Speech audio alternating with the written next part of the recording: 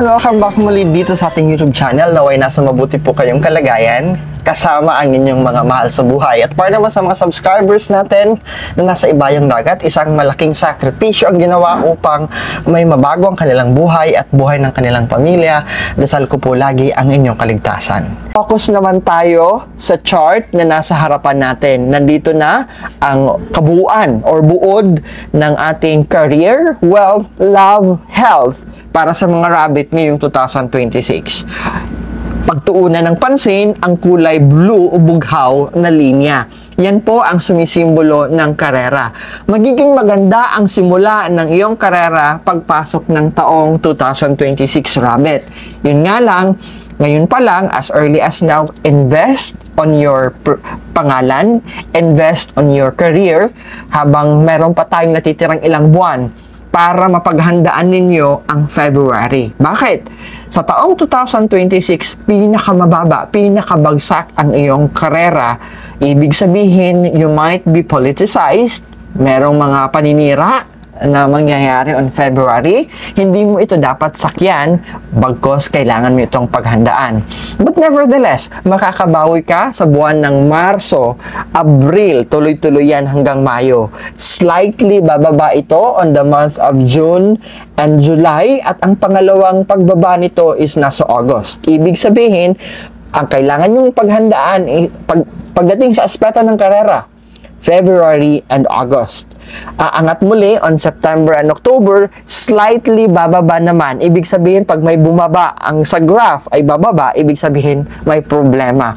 May problema kang haharapin on November, ngunit asahan nyo po na makakabawi naman kayo sa pagtatapos ng taong 2026. Sa aspeto ng pera o kayamanan, kung makikita nyo po, maganda ang pasok ng taong 2026. Maganda ang pasok ng pera sa iyo, rabbit.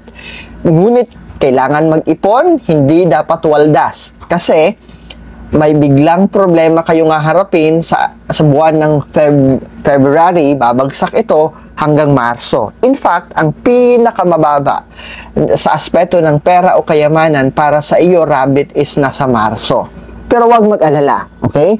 May panahon kayo na paghandaan ito. Simula ngayong buwan na ito hanggang December till January, save, save, save. Mag-impok, wag maging waldas para handa kayong harapin kung anumang problema na haharapin sa aspeto ng pera o kayamanan sa buwan ng Pebrero at Marso. Makakabawi kayo sa Abril, tuloy-tuloy ito hanggang Mayo. Napakaganda. Sa panahon ng June, medyo bababa on July hanggang August. Bababa ito ng August. Pero, babawi pa rin naman kayo on September. In fact, sa aspeto ng pera o kayamanan, rabbit, ang very promising na buwan sa iyo is on September. Although may pagbaba on October and November, pero slight lang ito kumpara on February at Marso. Magiging maganda ang pagtatapos ng iyong 2026. Kung ikaw ay magiging maingat, hindi papasok sa mga hindi alam ng mga investment, hindi magpapautang at hindi magiging waldas. Magiging okay ang pagtatapos sa aspeto ng pera o kayamanan para sa iyo, rabbit, on 2026.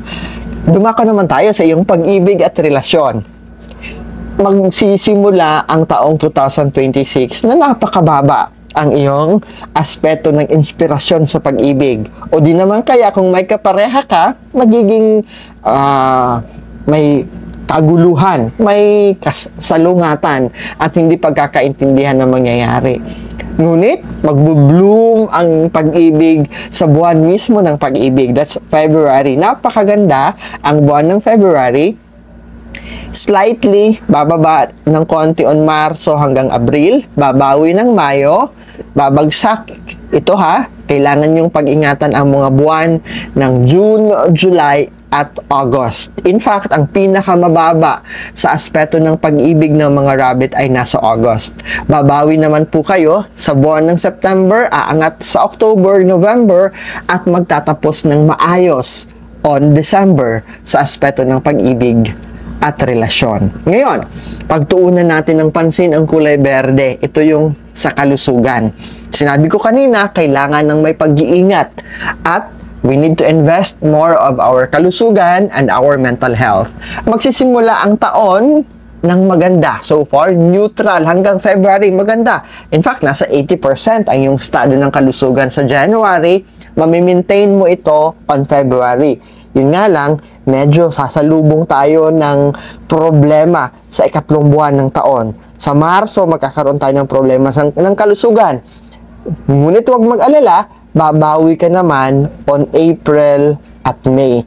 Ibig sabihin, starting this month hanggang sa mga celebration on December and January dahil maraming parties, Christmas parties dyan, huwag magpadalos-dalos. You monitor what you eat para hindi mo makita at maramdaman masyado kang babagsak on Marso. So, pag-ingatan ito.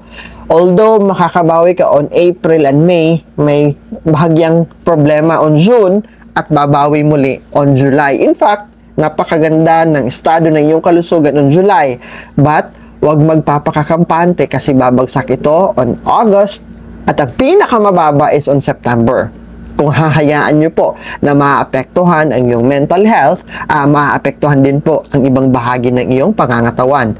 Ngayon, babawi ka on October, tuloy-tuloy hanggang November, at slightly hindi maganda ang pagtatapos ng December. So, kailangan monitor our health, ingatan ang mga pamamasyal o pag-aalis o mga travel because, uulitin ko po ha, may mga trahedya or aksidente, both minor and major accident, ang posibleng mangyari if you force yourself to travel, most especially sa mga hindi masyadong alam at kilalang mga lugar.